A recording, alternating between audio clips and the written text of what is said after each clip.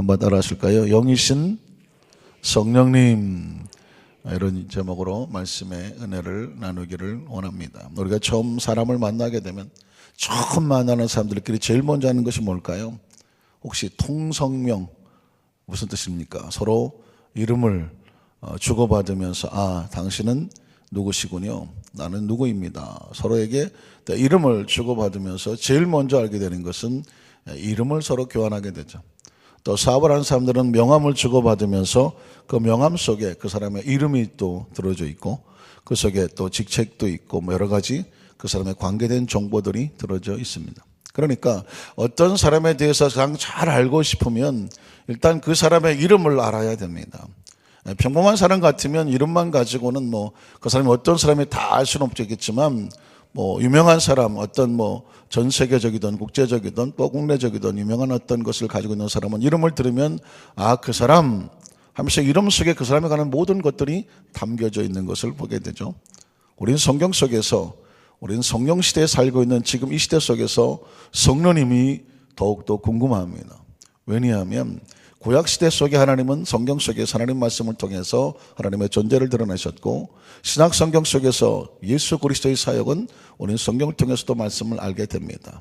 마찬가지로 지금 시대 속에서 우리는 성령의 시대 속에 살고 있다고 한다면 꼭 그렇게 딱 떨어지는 것은 아니지만 성령이 역사하시는, 예수님이 승천하시고 나서 약속하셨던 성령이 오시는 성령 시대에 살고 있다고 한다면 우리는 성령님을 더 많이 알아야 되죠. 그분이 어떤 분인지, 어떤 것을 가지고 있는, 어떻게 역사하시는지, 우리 가운데 무엇을 행하기를 원하시는지. 그러기 위해서 제일 중요한 건 뭐냐면 성령님의 이름인 것입니다. 아주 기본적인 거예요. 성령님이 어떤 분인지 그분의 이름을 하나하나 알아가면서 성령님께서 이런 분이군요. 물론 마치 무슨 장님이 코끼리 만지라는 것처럼 우리가 한꺼번에 성령님을 한꺼번에 알 수는 없습니다. 어떻게 인간이 하나님의 존재를 다 알 수 있겠습니까? 어떻게 한마디로 성령님은 이런 분이야 라고 전체를 정리할 수 있겠습니까? 다만 성경 속에서 부분적으로 나타나는 성령님의 이름의 모습을 우리가 전체적으로 하나씩 차곡차곡 같이 생각하다 보면 성령님에 대해서 어느덧 우리의 삶에서 역사하시는 윤곽을 알 수 있으리라고 생각이 되어집니다. 우리는 첫 번째로 그래서 성령은 어떤 분이냐? 영이신 성령님. 한 번 더 따라 하실까요? 영이신 성령님. 구약 성경 속에서 선포되는 영이신 성령님의 모습은 히브리 말로 루하우라는 표현을 씁니다. 입술 좀 푸시겠습니까? 한번 따라 하실까요? 루하우. 조금 더 원어적인 발음에 가까우면 루하흐 하시는데, 루아흐나 루하흐나 발음상 비슷한데요. 일단 중요한 것이 히브리 말이에요, 여러분. 그래서 영에 대해서, 성령에 대해서 알려고 하면 두 가지 이제 원어적인 것은 그냥 기본적으로 아셔야 되는데, 히브리 말은 루아흐 또는 루하흐라고 말하고, 신약 성경에는 여러분 늘 제가 한번 말씀드렸지만은 커피 옛날에 프리마하고 좀 비슷한 것처럼 퓨누마라는 말이 있습니다. 한번 따라 하실까요? 퓨누마. 퓨누마라고 하는 것은 둘 다 히브리 말로 루아흐 또는 헬라 말로 퓨누마. 무슨 왜 히브리 말, 헬라 말이 왜 필요하냐 물으신다면, 구약 성경은 히브리 말로 기록이 되어 있고 신약 성경은 고대 그리스에 있는 헬라 말로 기록이 되어 있습니다. 그래서 좀 더 원어적인 의미를 가까이 알기 위해서 히브리 말은 루아흐라고 말하고 헬라 말은 퓨누마라고 말하는데 둘 다 영을 가리키는 것입니다. 육체가 아닌 영, 그것도 하나님의 영을 말할 때 이 두 가지 단어를 쓰게 되는데, 그러면 구약 성경 속에서의 영, 하나님의 영은 과연 우리와 어떤 관계로 등장하는가? 창세기 2장 7절에 보면 루아흐가 등장을 합니다. 야훼 하나님이 땅에 흙으로 사람을 지으시고 생기가 바로 루아흐입니다. 그러니까 생기를 그 코에 불어넣으시니 사람의 생명 역시 루아흐가 되죠. 잘 보십시오. 인간은 무엇으로 존재하냐면 육체와 영으로 같이 존재해야 생명이 되고 온전한 인간이 되는 것입니다. 아예 그냥 단도직입적으로 말씀을 하면 인간은 영이 없으면 존재가 안 되는 것이에요. 영이 떠나면 그냥 흙덩어리에 불과합니다. 아주 무서운 것이죠. 아주 냉정한 것입니다. 이게 육체의 몸을 아직 가지고 있다고 할지라도, 그냥 흙덩어리가 움직인다고 할지라도 그 속에 하나님의 루하흐가 들어가서 생명이 돼서 하나님과 교통하며 교제해야 비로소 하나님이 만드신, 창조하신 피조물다운 하나님의 사람들이 되는 거예요. 진정한 사람은 영과 육이 같이 있어서 생명이 돼서 하나님과 교통해야 됩니다. 창세기 6장 17절에도 보면 루하흐가 나오는데, 내가 홍수로, 노아의 홍수 때죠. 내가 홍수를 땅에 일으켜 무릇 생명의 기운, 이걸 다른 말로 말하면 루아흐입니다. 이게 영이거든요. 그러니까 인간을 하나님은 어떻게 보셨냐면 육으로 인간을 보는 것이 아니라 영이 들어가 있는 존재를 인간으로 보고 있는 것입니다. 그러니까 지금 그 영이 루아흐가 들어있어서 하나님께서 보시기에 생명이라고 말하고 있는 모든 육체를 보세요. 하나님도 분리하고 계시죠. 생명의 기운이 있는 모든 육체를. 생명의 기운은 영이죠. 영, 생영, 영이 영. 그리고 육체는 흙입니다. 그러니까 하나님께서는 이 영을 내가 주어서 육체를 생명이 되게 했는데, 그 영을 가지고 육체가 범죄를 하고 있으니 하나님께서 그 영을 거두어 가시는 것입니다. 영을 거두어 가시면 육체는 그냥 물속에서 녹아버리면 심판을 당할 수밖에 없는 것입니다. 그러니까 구약 성경 속에서는 아주 정확하게 인간을 어떻게 말하냐면 영과 육을 분리시켜서 말하고 있는데, 그 영을 뭐라고 말한다? 루아흐, 영이라고, 하나님이 주시는 영인데, 이 영은 하나님으로부터 나오기 때문에 하나님의 성령이요 하나님의 영입니다. 인간은 전제적으로 흙으로 육체를 가지고 있지만 하나님의 영이 들어와야 누구를 믿을 수 있고 하나님을 믿고 하나님 말씀 안에 살아갈 수 있는, 그러므로 영이, 하나님의 영이라고 하는 것은 무슨 그냥 은사를 통해서만 받아야 좋고 또 뭐 안 받으면 할 수 없고 이런 것이 아니라, 인간은 전제적으로 뭐가 들어와야, 하나님의 영이 들어와야 온전한 사람이 되는 것입니다. 에스겔 37장 6절에도 보면, 에스겔 37장은 에스겔 마른 골짜기에 하나님께서 에스겔 선지자를 통해서 그 마른 뼈다귀 위에 생기야 들어가라 라고 선포하면서 하나님의 역사가 나타나는 것을 말하는 본문인데요. 여기서도 마찬가지로 너희 위에 힘줄을 두고 살으라. 너희는 뭘까요? 죽어 시체처럼 떠는. 그러니까 뭐 뼈다귀가 됐든 살이 됐든 시체가 됐든 살아있는 육체가 됐든 근본 속성은 다 뭐예요? 흙이에요, 흙. 그러니까 뭐 우리가 뭐 죽은 시체나 마른 뼈다거나 우리의 몸이나 존재적으로는 뭐예요? 흙이에요, 흙.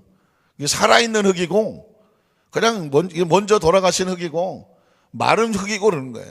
그러니까 이걸 그렇게 뭐 심각하게 뭐 구분할 이유가 없습니다. 존재적으로는 그냥 흙이에요. 뭐가 없으면, 하나님의 영이 없으면 죽은 자나 산 자나 다 흙이야, 흙. 그러니까는 아이고 뭐 살아있는 흙이 죽어 있는 흙한테 아이고 뭐 어쩌고 할 필요도 없어요. 하나님의 관점에서 보면 하나님의 영이 없으면 그냥 흙이에요. 예수를 믿지 않으면 왜 살아있는 자도 죽은 자와 같다고 말하냐면, 하나님의 영이 없으니 뭐예요? 그냥 흙이에요. 돌아다니는 흙이에요. 뭐 누워있는 흙이나 돌아다니는 흙이나 하나님 볼 때는 죽은 자와 같아요. 그 죽은 자와 같은 곳에서 어떻게 살아가는 생명이 움직이느냐? 너희 위에 힘줄을 두고 살을 입히고 가죽을 덮고, 이제 인간의 몸을 갖추는 거죠. 그러나 이것만 가지고는 되지 않아요. 그 속에 뭐가 들어가야 돼요? 생기가 들어가야 돼. 이 생기가 바로 루아흐라는 것입니다. 영이라는 것입니다. 인간은 영이 들어가야 생명이 되는 것이요. 생기를 넣으니 너희가 살아난다는 거예요. 인간은요, 영이 들어와야 사는 것입니다. 자, 오순절 마가다락방에 성령을 받기 전에 예수 120문도도 사실은 다 살아있는 존재들이지만, 그 사람은 예수를 구주로 믿었던 사람들이지만 안타깝게도 예수를 부인하고 배반하고 도망쳤던 그냥 비참하게 흩어져 있는 흙과 같은 존재들입니다. 만약에 성령을 받지 아니하고 그대로 살아가라고 말했다고 하면, 베드로는 평생 예수님을 십자가에 못 박은 그 처참한 죄인의 몸으로서 부인하고 배반하고 도망쳤던, 난 더 이상 예수님의 제자가 아니야, 나 같은 놈이 어떻게 하고 옛날 다시 금을 끄집어 고기 잡으러 갔던 그 심정으로 다시 남은 생애를 살라고 했다고 친다면, 그 사람이 지금 사람입니까? 흙입니까? 살아도 살아있는 게 아니죠. 그런 심정으로 예수를 배반하고 부인하고 그런 심정으로 평생을 살아간다면 100년을 산들 행복하겠습니까? 200년을 산들 만수무강하겠습니까? 중요한 건 인간은 아무리 흙으로 좋은 조건을 가졌든 뭐 오래 살든 뭐가 풍요하든 뭐 똑똑하든 어쨌든 잘 깎아놔서 멋있게 생겼든 이쁘게 생겼든 이런 건 다 흙이야. 중요한 건 그 속에 하나님의 영이 살아나야 되고 그 영이 들어와서 하나님과 교통하며 다시 시작해야 되는 거죠.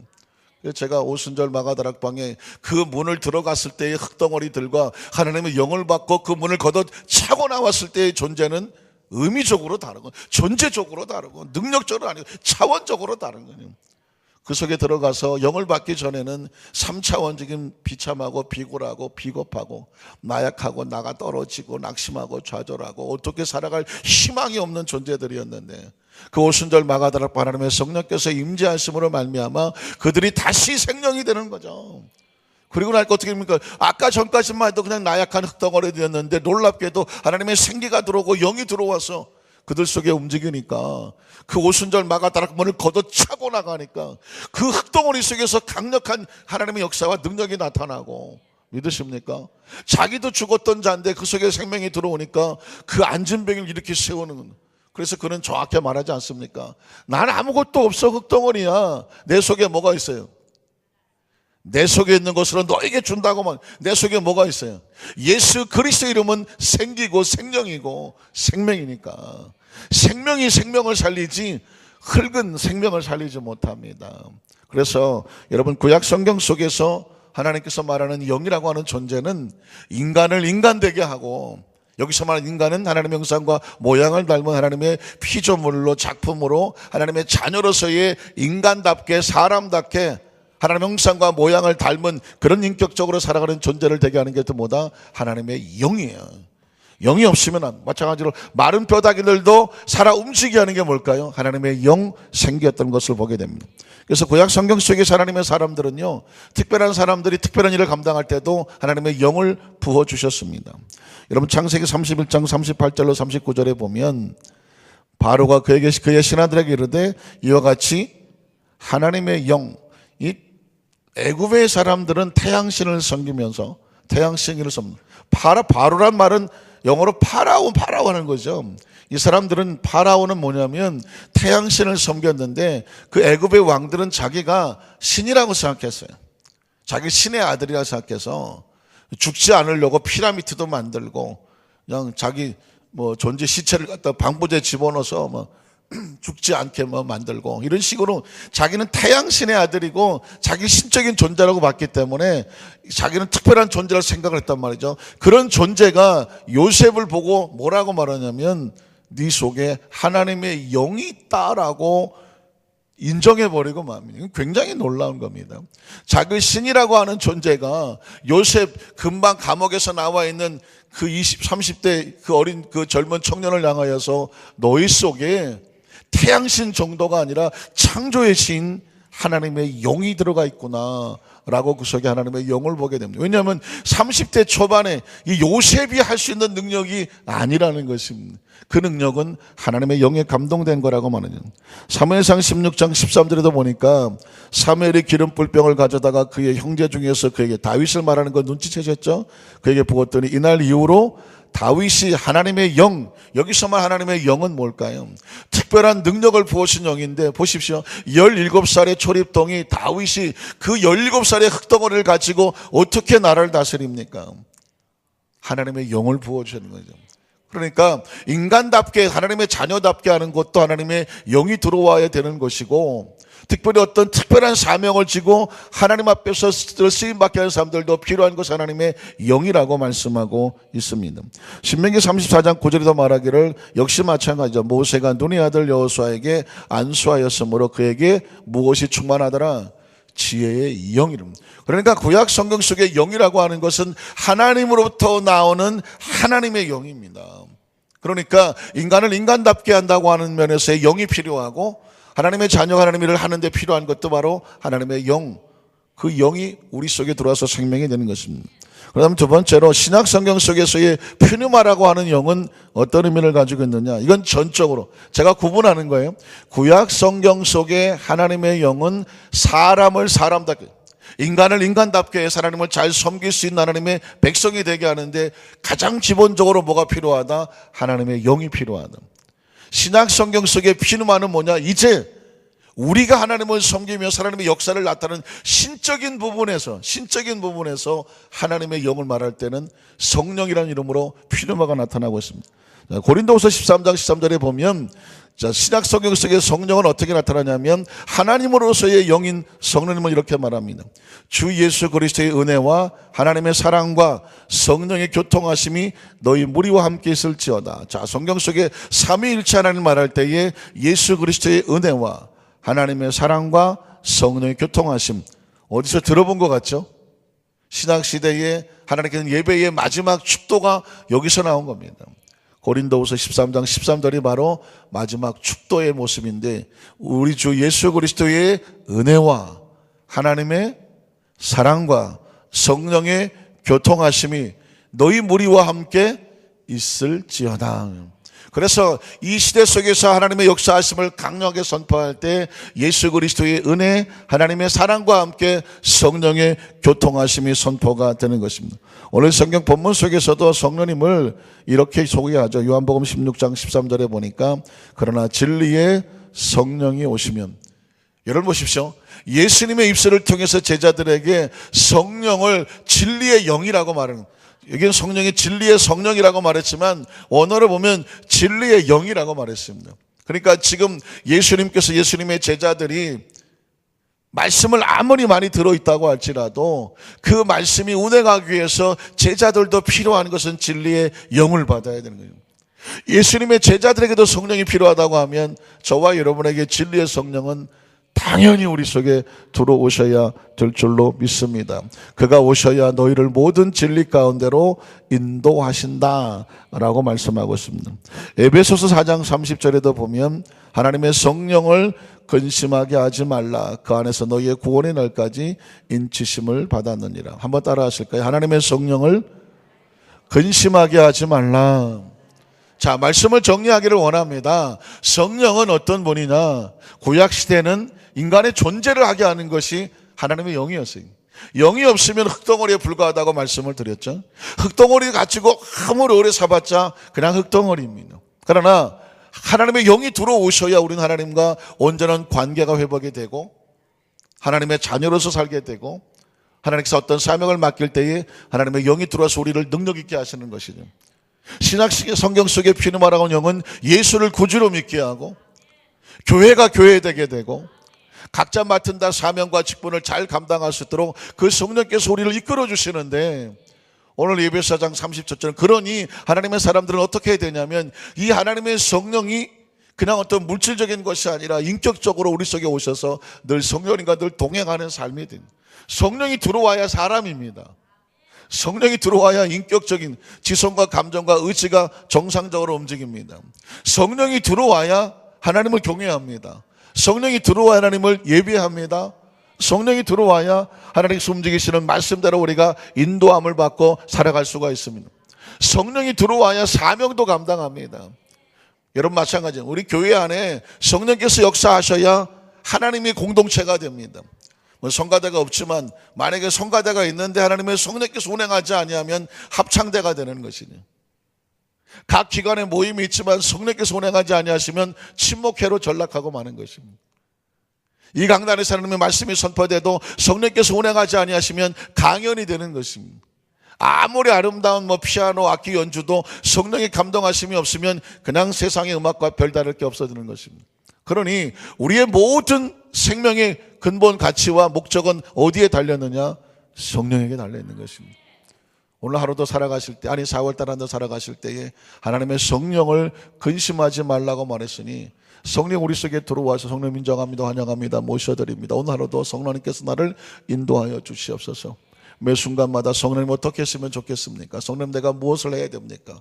하나님 말씀이 근거가 된, 내 생각의 근거가 아니냐, 말씀이 근거가 돼서 그동안 들었던 무수한 많았던 말씀, 최근에 읽었던 말씀, 오늘 들었던 말씀, 이 말씀이 내 머릿속에 지침이 되고 방향이 되고 목적이 되고 차선이 되게 하셔서 성령께서 오늘도 만나게 하시고 대화하게 하시고 행동하게 하시고 성령 안에서 오늘 온전히 지켜주셔서 하나님을 기쁘시게 하는, 근심하게 하지 않은 그런 하루가 되게 하여 주시옵소서.